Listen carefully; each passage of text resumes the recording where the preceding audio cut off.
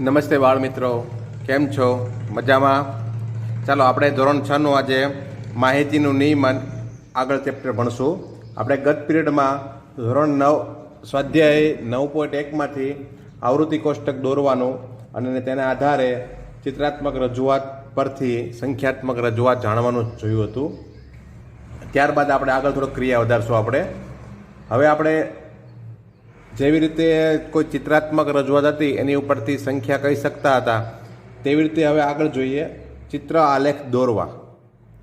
એટલે કે એમાં શું કરવું છે? ચિત્ર આલેખ દોરવામાં દોરવામાં ઘણીવાર એવું હોય છે માહિતી કે જે આપણે ચિત્રાત્મક રજૂઆતથી જોઈ તો શકીએ, સંખ્યા ગણી શકીએ છીએ, પણ જો તમને સંખ્યા આપેલી હોય તો સંખ્યાને આધારે પણ ચિત્રની રજૂઆત કરી શકો છો. તમે જોઈ શકો છો એક કોષ્ટક આપ્યું છે અહીંયા. આ કોષ્ટકમાં તમે જુઓ છો કે દિવસ અને સામે રહેલા હાજર વિદ્યાર્થીઓની સંખ્યા આપેલી છે. સોમવાર, મંગળવાર, બુધવાર, ગુરુવાર, શુક્રવાર અને શનિવાર. આ દિવસોમાં હાજર રહેલા વિદ્યાર્થીઓની સંખ્યા અનુક્રમે 24, 26, 28, 30 અને 29 અને 22 આપેલી છે. તો આની ચિત્રાત્મક રજૂઆત કેમ કરવી? તો એના માટે જો આ એક પ્રકારનું બીજું કોષ્ટક તમને આપું છું. જુઓ આ કોષ્ટક. આ કોષ્ટકમાં સંખ્યા આપેલી છે. હવે અમુક એવી સંખ્યા હોય કે સંખ્યાને ચિત્રાત્મક રજૂઆતમાં કેમ દોરવી? આપણે આગળના પ્રકરણમાં જોયું એમ કે આપણે કોઈ સંખ્યા એક બલ્બનું ચિત્ર દોરેલું હોય તેને 100 ગણતા, તો આમાં અડધું બલ્બ હોય તો 50 ગણતા આપણે, બરાબર. પણ અમુક એવા ફિગર આપેલા હોય, આંકડા એવા આપેલા હોય છે કે જેને 20-20ના ભાગ પડેલા હોય છે, અથવા 10ના હોય, 5મો ભાગ હોય, 4થો ભાગ હોય, તો શું કરવું? તો આ ચિત્રમાં તમે જુઓ છો, સોમવારે જે 24ની સંખ્યા હતી તેમાં જો અલગ અલગ 4 ચિત્ર સિમ્બોલ દોરેલા છે. એમાં તમે જુઓ છો, તમે ચિત્રમાં એને શું કર્યું છે? 24 સંખ્યા દોરવા માટે 2 હાથ એને 2 સંખ્યા ગણી છે, 2 પગ એને 2 ગણ્યા છે, અને એક માથું, એમ કુલ 5. જો 2 હાથ છે એટલે 2, બીજા 2 પગ છે એટલે 2, અને એક માથું છે એટલે 1. એવી રીતે તમે જુઓ છો તો એને 5 એક ચિત્ર, જે કાર્ટૂન ચિત્ર, એક ડાગલા જેવું ચિત્ર આપ્યું છે, એમાં 5 1 બરાબર 5 ગણ્યું છે ને. શું કામ? તો કે 2 હાથના 2 ગણ્યા છે, 2 પગના અને 1 માથાના, એમ ગણીને. તો જો 24ની સંખ્યા દર્શાવી હોય તો એને શું કર્યું છે? એને 24ની સંખ્યા દર્શાવવા માટે આખા 4 ડાગલા દોર્યા, એટલે 5 ચોકને 20 તો થઈ ગયા, વત્તા 4 વધારા દોરવા હોય તો 1 માથું દોર્યું છે, 2 હાથ દોર્યા છે, અને પગ જો ફક્ત એક જ દોર્યું છે. સોમવારના કોલમમાં જો તમે ચિત્ર રજૂઆતમાં ફક્ત પગ એક જ દોર્યો. શું કામ? 24 તો થાય. જો બીજો પગ દોર નાખે તો 25 થઈ જાય. એક પગ બરાબર 1 અંક ગણ્યો છે ને. એવી રીતે તમે જો છો મંગળવારમાં 26ની સંખ્યા છે તો 5 આખા ચિત્ર દોર્યા છે, એટલે 5 5 એટલે ગણો, એટલે 5 × 5 25, અને એક ખાલી માથું જ દોરેલું છે, એટલે 25 + 1, એટલે એક માથા બરાબર 1, એક હાથ બરાબર 1, અને એક પગ બરાબર 1. એવી રીતે કરી અને રજૂઆત કરેલી છે. તો આવી રીતે તમે કોઈ પણ માહિતીની ચિત્રાત્મક રજૂઆત તમે કરી શકો છો, કોઈ ચિત્ર તમે દોરી શકો છો. ચલો, ખ્યાલ આવી ગયો? ચાલો, એવી રીતે આપણે હવે અહીંયા સ્વાધ્યાય 9.2માં પણ ચિત્રાત્મક રજૂઆત કેવી કરવી તેને જોઈએ. આપણને સ્વાધ્યાય 9.2માં એક દાખલો આપ્યો છે. પહેલો જ દાખલો આપ્યો છે કે 5 ગામના પ્રાણીઓની સંખ્યા આપી છે. એ ગામમાં 80 છે, બી ગામમાં 120 છે. તો તમે ટેક્સ્ટબુકમાં જોઈ શકો છો. સી ગામમાં 90 છે, ડી ગામમાં 40 છે, અને ઈ ગામમાં 60 છે. તો આનો ચિત્રાત્મક રજૂઆત કરો. તો આ તમે જે સંખ્યા આપી છે ને, એ સંખ્યા તો સહેલી છે એકદમ, કારણ કે 10ના ગુણાંકમાં છે. તો સારું, 10ના ગુણાંકમાં હોય તો આપણને કીધું જ છે નીચે માહિતીમાં કે એક સિમ્બોલ જે આપ્યો છે તમે રાઉન્ડની અંદર ક્રોસ માર્ક કરેલો, એની બરાબર 10 પ્રાણી તમારે દર્શાવવાના જ છે. હું જો સાઈડમાં લખી લઉં છું કે એ ગામમાં ધારો કે 80 તમને કીધા છે, 80, બી ગામમાં 120 કીધા છે, સી ગામમાં 90 પ્રાણી આપેલા છે, ડી ગામમાં 40, આ ટેક્સ્ટ બુકમાં આપેલું જ છે, અને એ ગામમાં 60 પ્રાણી. તો આને સંખ્યાત્મક ચિત્રાત્મક રજૂઆત દોરવી હોય તો આપણે કીધું છે કે એક સિમ્બોલ જે તમે દોરો રાઉન્ડની અંદર ક્રોસ માર્ક, એ 10 ગણવાના છે. તો આપણે 80 છે તો 8 વખત કરવાના. એવા કેટલા? 8. ચાલો, આ એક એટલે 10, આ બીજું એટલે 10 ને 10 20, આ 30, 40, 50, 60, 70 અને 80. એક ચિત્ર સિમ્બોલ બરાબર 10 લેવાનું કીધું છે આપણને પ્રાણીઓ. તો 8 દોરો એટલે 80 થઈ જાય. ચાલો, આમાં કેટલા કીધા? 120 દોરવાના, એટલે કેટલા સિમ્બોલ દોરવાના થશે? સરસ, 12. કેટલા? 12. 1, 2, 3, 4, 5, 6, 7 8 9 10 11 અને 12. ચાલો ત્યાર પછી આમાં 90, કારણ કે 10ના ગુણાંકમાં જ આપી છે. જો 10ના ગુણાંકમાં ન આપી માહિતી તો તમારે હવે યાદ રાખવું પડે, 1 લીટો બરાબર એટલા લીટા ગણવા, બરાબર રાઉન્ડ બરાબર એટલું ગણવાનું, એવું યાદ રાખવું પડે, આપણે ધારવું પડે. ચાલો સી ગામમાં 90 પ્રાણીઓ છે તો 9 સિમ્બોલ દોરવાના છે, 10ના ગુણાંકમાં છે એટલે 3 4 5 6 7 8 અને 9. એવી રીતે 4 છે ડી ગામમાં એટલે 4 દોરવાના છે, 1 2 3 અને 4. અને ઈ ગામમાં 60 છે એટલે 6 દોરવાના છે, કારણ કે 1 બરાબર તો 10 લેવાના તમને કીધા છે. ખ્યાલ આવી ગયો? આવી રીતે આ ચિત્રાત્મક રજૂઆત કરી તેને ચિત્ર આલેખ કહેવામાં આવે છે. પછી એના આધારે પ્રશ્નો પૂછ્યા જાય. જો ચિત્રાત્મક રજૂઆતથી તમે પ્રશ્ન જવાબ આપી શકો છો કે ગામ ઈ માટે કેટલા ચિહ્ન દર્શાવવા પડ્યા, તો જવાનું ઈ માટે આપણે 6 ચિહ્ન દર્શાવવા પડ્યા. બીજો પ્રશ્ન આપ્યો છે કે કયા ગામમાં સૌથી વધુ પ્રાણી છે, તો આપણને ખબર છે જેમાં ચિત્રની સંખ્યા વધારે હોય એ ગામમાં સૌથી વધુ પ્રાણી હોય. તો લખવાનું ગામ બી ની અંદર સૌથી વધુ પ્રાણીઓ 120 છે. અને કયા ગામમાં વધુ પ્રાણીઓ છે, ગામ એ કે સી, એમ સરખામણી કરવાનું આપ્યું છે, ગામ એમાં કે ગામ સીમાં. તો આપણે જોયું છે ગામ એમાં 80 છે, ગામ ઈમાં 90 છે સીમાં, પણ સંખ્યામાં તમે જોશો તો સંખ્યા એક વધારે જ છે સીમાં.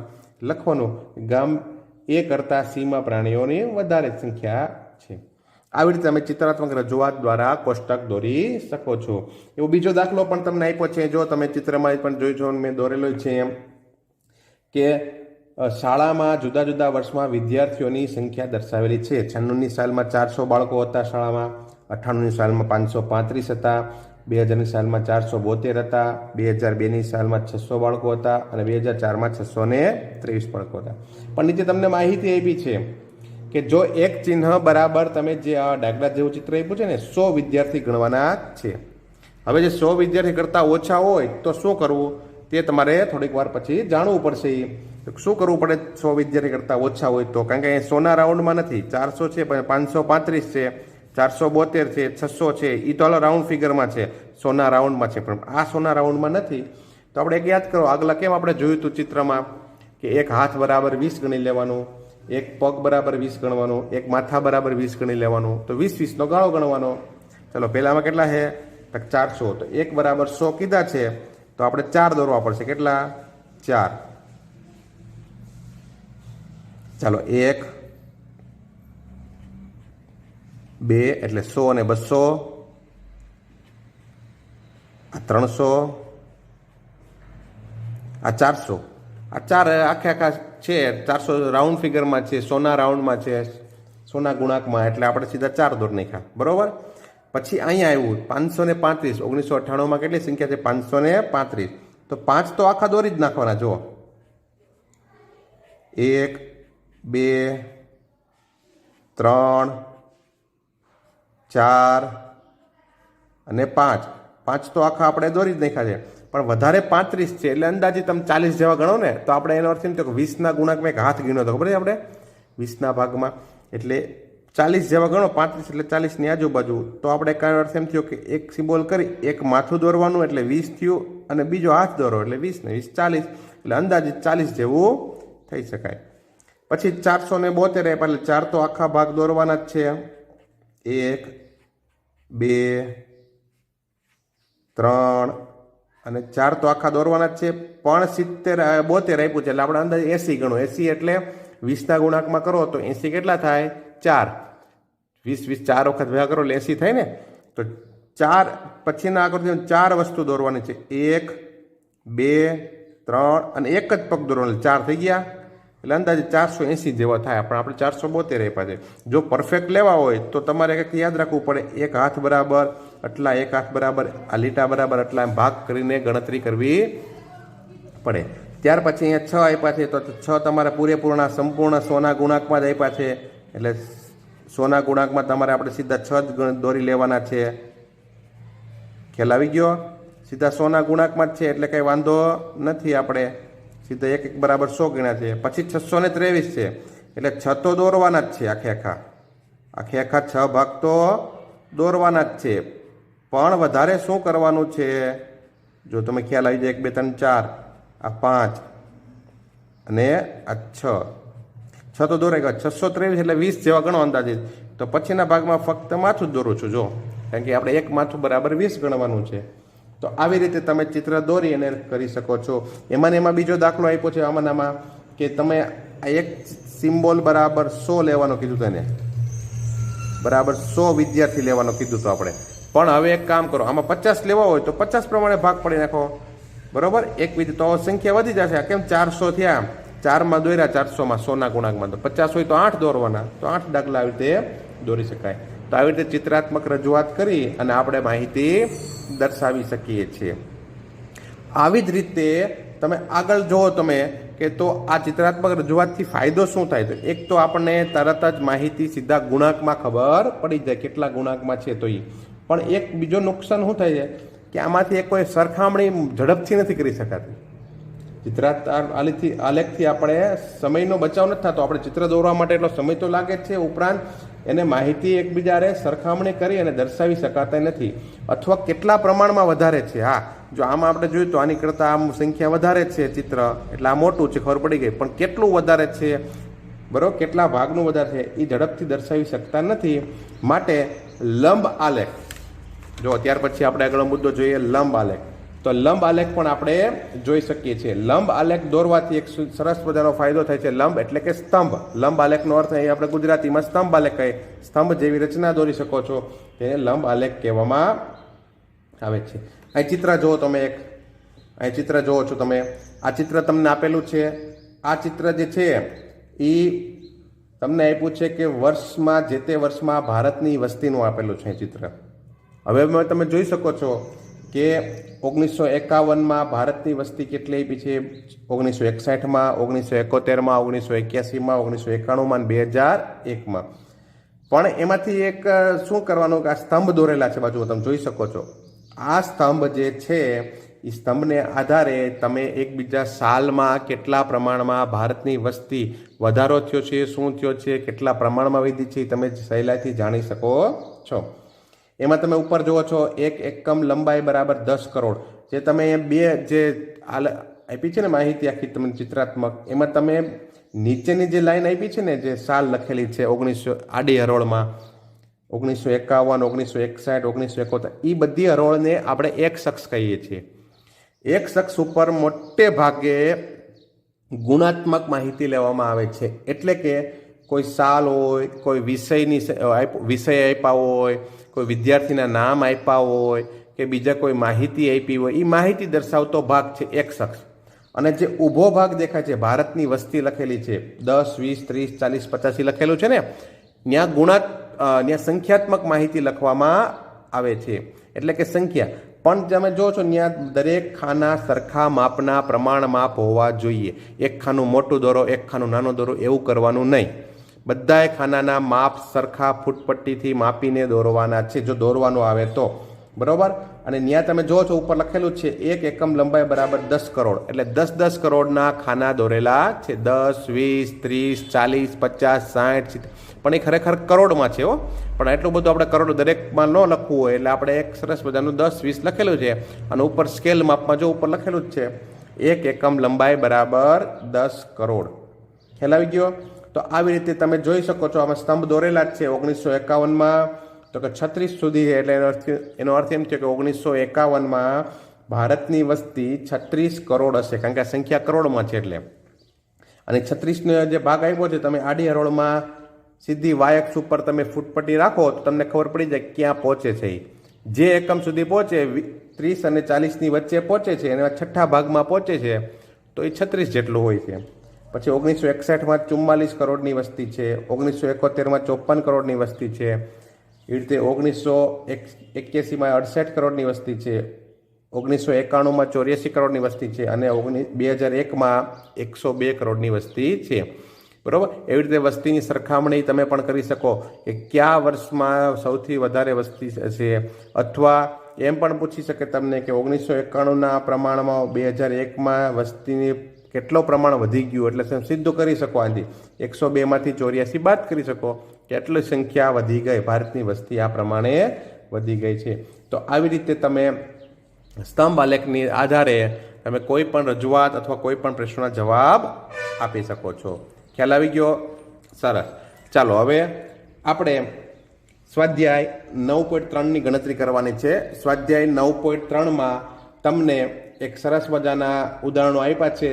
એમાં તમારે સ્વાધ્યાય 9.3માં શું છે કે તમને લંબ આલેખ દોરેલા આપ્યા છે, એ તમારે સમજવાના છે ને એના આધારે પ્રશ્નોના જવાબ આપવાના છે. ચાલો જોવો ચાલો અહીં સ્વાધ્યાય 9.3માં પહેલો દાખલો, એને તમને ડાયાગ્રામ એટલે કે લંબ આલેખ અહીંયા મેં જો તમને આપેલો છે દોરેલો દેખાય છે. આ લંબ આલેખ શેનો છે તો 1998 થી 2002 દરમિયાન સરકારે ખરીદેલો ઘઉંનો જથ્થો છે. આ ઘઉંનો જથ્થો દર્શાવતો તમને આલેખ આપ્યો છે. એમાં તમે જો નીચેની હરોળને આડી હરોળને એક્સ અક્ષ કહેવાય છે. એક્સ અક્ષમાં ગુણાત્મક માહિતી હોય છે. એમાં તમે જુઓ છો કે સાલની મુદ્દત આપી છે 98, 99, 2000, 2001, 2002ની સાલ આપી છે. અને વાય અક્ષ એટલે કે ઊભી જે છે કોલમ, એ ઊભી કોલમ વાય અક્ષ કહેવામાં આવે છે. તેમાં સંખ્યાત્મક માહિતી હોય છે કે ઘઉંનો જથ્થો પણ ટનમાં, 1000 ટનમાં. એમાંય પણ ખાના આપેલા છે. એક ખાના બરાબર 5 આપ્યું છે. કેટલું? 0 થી 5, 5 થી 10, 10 થી 20, 10 થી 15, 15 થી 20. એટલે ઉપર સ્ટોપ લીખું જ છે સ્કેલમાં. 1 એકમ લંબાઈ બરાબર 5000 ટન. ખ્યાલ આવી ગયો? હવે એના આધારે લંબ આલેખે દોરેલો છે. તો 1998નો તમે સ્તંભ જુઓ, એ કેટલો ઊંચો છે? તો ઊંચો જોતા જોતા તમે જોશો કે ઉપરનો ટોચ ઉપર ફૂટપટ્ટી રાખશો ને તો તમે સીધું 15 સુધી જોડાશે. જો તમે એને સીધો લંબાવશો ને તો 15 સુધી જોડાશે. એટલે તમે કહી શકો કે 1998માં 15, પણ એ આપણે સાઈડમાં લખેલું છે 1000 ટનમાં છે. એ માહિતી 15 તો ખરા, પણ શેમાં છે? 1000 ટનમાં. એટલે 15000 ટન ઘઉં ખરીદેલા છે. ખ્યાલ આવી ગયો? પછી 99નો સ્તંભ કેટલો ઊંચો છે તમે જોઈ શકો છો 25 સુધી. પછી 2000નો સ્તંભ કેટલો ઊંચો છે? 20 સુધી. 2001માં પણ 20 સુધી છે અને 2002માં 35 સુધી સ્તંભ ઊંચો છે. હવે એના આધારે જો તમને પ્રશ્ન જવાબ આપ્યા છે, પ્રશ્ન પૂછ્યા છે અહીંયા. એ પહેલો પ્રશ્ન પૂછ્યો ઘઉંનું ઉત્પાદન સૌથી વધુ કયા વર્ષમાં હતું? તો આપણે તરત ચિત્રના આધારે સહેલાથી કહી શકીએ સૌથી વધારે ઊંચો સ્તંભ કયો છે? એ વધારે ઉત્પાદન. સૌથી વધારે ઊંચો સ્તંભ ક્યાં છે? તો 2002માં. સરસ. તો કહી શકાય કે 2002ની સાલમાં સૌથી વધારે ઘઉંનું ઉત્પાદન થયું. પછી બીજો પ્રશ્ન આપ્યો છે કે ઘઉંનું ઉત્પાદન સૌથી ઓછું ક્યાં છે? ક્યારે થયું હતું? કઈ સાલમાં ઓછું થયું? તો સૌથી નીચો સ્તંભ નાનો સ્તંભ કયો છે? તો 1998નો. તો કહી શકાય કે 1998ની સાલમાં ઘઉંનું ઉત્પાદન સૌથી ઓછું હતું. અને કદાચ પૂછે તમને કેટલું થયું હતું, હાલો ઘઉં ઓછું તો થયું પણ કેટલું થયું? તો તમે કહી શકો કે ઘઉંનું ઉત્પાદન સૌથી ઓછું 15000 ટન. કારણ કે એ નીચેમાં નીચો સ્તંભ છે ને એ 15000 સુધી પહોંચે છે, 15 સુધી. એટલે 15000 ટન પહોંચે. તો આવી રીતે તમે સ્વાધ્યાય 9.3નો દાખલા નંબર 1 છે તે તમે ગણી શકો છો. ખ્યાલ આવી ગયો? આવી રીતે તમને એક બીજું ચિત્ર પણ આપેલું છે, તમે જોઈ શકો છો અહીંયા બીજું ચિત્ર આપેલો, બીજો દાખલો આપેલો છે. તે તમને આલેખ આડો દોરેલો છે. જો તમે એમાં શું આલેખમાં માહિતી શું આપી છે કે સોમવારથી શનિવાર સુધીમાં તૈયાર વસ્ત્રના દુકાનમાંથી વેચેલા શર્ટ, એટલે દુકાનમાંથી જે શર્ટ વેચાયેલા છે તેની માહિતી આપી છે અહીંયા. તમે જોઈ શકો છો અહીંયા. બરોબર? પણ કાંઈ વાંધો નહીં, આપણે આલેખ એને છે ને ટેક્સ્ટબુકમાં આલેખ જો મોટો દોર્યો હોત ને ઊભો તો જગ્યા વધારે રોકે, એટલે એને આલેખ આડો પણ દોરી શકાય એવું નથી આપણે. પણ જે આપણે વાત કરી એમાં શનિવાર, રવિવાર, સોમવાર, મંગળવાર એ બધું આપેલું છે, એ બધું ખરેખર ગુણાત્મક માહિતી કહેવાય. તો ગુણાત્મક માહિતી આડી હરોળમાં દોરવાની હોય છે. બરોબર? અને ઊભી હરોળમાં સંખ્યાત્મક માહિતી લખવાની હોય છે. પણ એને આ પ્રમાણે દોર્યો તોય દોરી શકાય. બરોબર? તો સ્તંભ કેવો થશે? આડો થશે. એને તમે ચિત્રમાં જોઈ શકો છો. એમાં પહેલું આપ્યું છે ઉપર એકમ લંબાઈ આપી છે. એક ખાનું બરાબર 5 શર્ટનું ગણ્યું છે. 5 ખાના ગણ્યા છે. એક ખાના બરાબર 5 શર્ટ ગણ્યા છે. બરોબર? હવે તમે જોઈ શકો છો સોમવારે સ્તંભ જે દોરેલો છે આડો છે, પણ તમે જોઈ શકો છો એ ઊભો કરીને જોઈ શકો તમે. સોમવારે કેટલા શર્ટ વેચાણા? તો સોમવારનો સ્તંભ ઊંચો છે એ 15 સુધી છે, એટલે સોમવારે 15 શર્ટ વેચાણા. મંગળવારે 10 સુધી છે, તમે જોઈ શકો છો. નો ખ્યાલ આવે તો આડી લાઈન સીધી ફૂટપટ્ટી રાખીને તમે દોરો ને તો ખબર પડે 10 સુધી પહોંચશે. એટલે મંગળવારે 10 શર્ટ વેચાણા. એવી રીતે બુધવારે છે 20 સુધી જોડાયેલું છે, એટલે 20 શર્ટ વેચાણા છે. એમ ગુરુવારે છે 35 શર્ટ વેચાણા. શુક્રવારે જે કોલમ તમે લંબાવો ને તો સીધી 50 સુધી પહોંચે, એટલે 50 શર્ટ વેચાણા, અને શનિવારે 60 સુધી.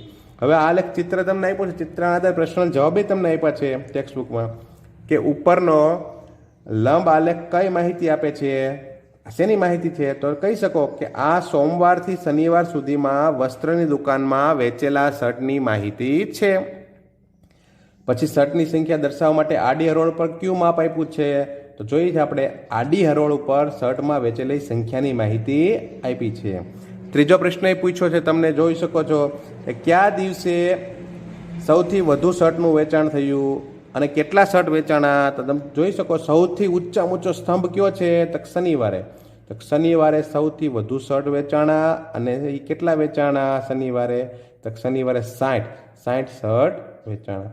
પછી આગળ વધ્યું, કયા દિવસે સૌથી ઓછી સંખ્યામાં શર્ટ વેચાણા? તો મંગળવારે સૌથી ઓછી, કારણ કે એનો સ્તંભ જોઈએ છો, સીધો જોઈને તમે કહી શકો છો.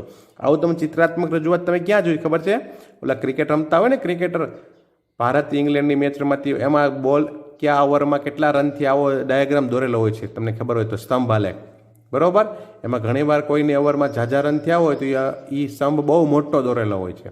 એટલે આ તમે જોઈ હશે ક્યાંક ને ક્યાંક, ટીવીમાં અથવા કોઈ શેર બજારમાં પણ હોય દોરેલો ચિત્ર હોય છે, છાપામાં પણ આવો ઘણીવાર કટિંગ જોતા હશો તમે, આવું ચિત્ર દોરેલું હોય છે સ્તંભ આલેખવાળું. ક્રિકેટમાં કોઈ પણ બીજી રમતોમાં પણ દોરેલું હોય છે.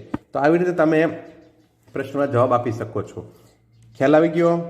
ચાલો, આવી રીતે તમે દાખલા નંબર સ્વાધ્યાય 9.3 પહેલો અને બીજો પણ દાખલો ગણી શકો છો. એવી જ રીતે તમે દાખલા નંબર 3 પણ આપ્યો છે. જો અહીંયા દાખલા નંબર 3 પણ તમને આપેલું છે. એ દાખલા નંબર 3 શેનું આપ્યું છે? તો કે જે વિદ્યાર્થી જે છે અઝીઝ વિદ્યાર્થીએ અલગ અલગ વિષયમાં મેળવેલા અલગ અલગ માર્કનું તમને આવૃત્તિ સ્તંભ આલેખ દોરેલો છે અથવા લંબ આલેખ દોરેલો છે. પણ એને એકમ જો તમે જોઈ શકો છો, એક એકમ લંબાઈ બરાબર 10 માર્ક લીધું છે. એને હવે શું કર્યું છે ને, તમે સ્તંભ આલેખ દોરેલો જ છે, એના આધારે પ્રશ્નનો જવાબ તમે હવે તમે આપી શકો છો. હું ખાલી વાંચું છું, તમે તે જો આવડી જાય તો પહેલાં અગાઉ જવાબ લખી શકો છો, કોમેન્ટમાં પણ લખી શકો છો. ચાલો, પહેલો જ છે પ્રશ્ન કે લંબ આલેખ કઈ માહિતી આપે છે?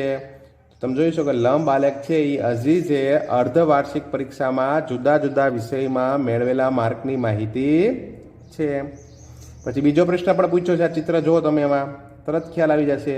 અઝીઝે સૌથી વધુ માર્ક્સ મેળવવા કયા વિષયમાં મેળવ્યા છે? તો આપણે જોઈ શકીએ જેમાં સ્તંભ સૌથી ઊંચો છે, સૌથી વધારે હિન્દીમાં 80 જેટલા માર્ક મેળવ્યા ને સૌથી વધારે. ત્યાર પછી ત્રીજો પ્રશ્ન પૂછ્યો છે કે સૌથી ઓછા માર્ક્સ મેળવ્યા હોય તે વિષય લખો. તો આપણે જોઈ શક્યું કે સૌથી ઓછામાં જો સ્તંભ લંબ આલેખ જે છે સ્તંભ એ સૌથી નીચો ક્યાં દોરેલો છે, કયા વિષયમાં? તો કે સમાજશાસ્ત્રમાં. એટલે એને સમાજશાસ્ત્રમાં સૌથી ઓછા માર્ક મળેલા છે. અને પછી પ્રશ્ન સાવ સહેલો છે, દરેક વિષયના નામ લખો અને એને મેળવેલ ગુણ લખો. તો તમે જે સીધું જો હિન્દીમાં કેટલા માર્ક મેળવેલ છે 80, તો હિન્દીની સામે 80 લખી શકો. અંગ્રેજીમાં કેટલા છે? અંગ્રેજીમાં 50 અને 60ની બરોબર વચ્ચે છે, એટલે કદાચ 60 લખી શકો તમે. પછી ગણિતમાં તમે સ્કેલમાં રાખશો તો ખબર, ગણિતમાં 70 જેટલા મેળવેલા છે. વિજ્ઞાનમાં કેટલા મેળવેલા છે? તો વિજ્ઞાનમાં 40 જેટલા, અને સમાજશાસ્ત્રમાં તો 30 અને 40ની વચ્ચે છે, એટલે 35 જેવા મેળવેલા છે. ખ્યાલ આવી ગયો? તો બાળકો ખ્યાલ આવી ગયો? તો આ રીતે આપણે લંબ આલેખ જે રચના આપેલી હોય તેના આધારે આપણે પ્રશ્નોના જવાબ આપી શકીએ છીએ. આ ચિત્રાત્મક રજૂઆતથી એક ફાયદો શું થાય કે તમે ઝડપથી સહેલાઈથી પ્રશ્નોનો જવાબ તમે આપી શકો છો. એકદમ માહિતી તમે સહેલાઈથી જોતા જ તમને ખ્યાલ આવી જાય છે. તો હવે આપણે આજે સ્વાધ્યાય 9.3 જોયું. હવે આગળના પિરિયડમાં આપણે સ્વાધ્યાય 9.4 જોશું. ચાલો, આવજો.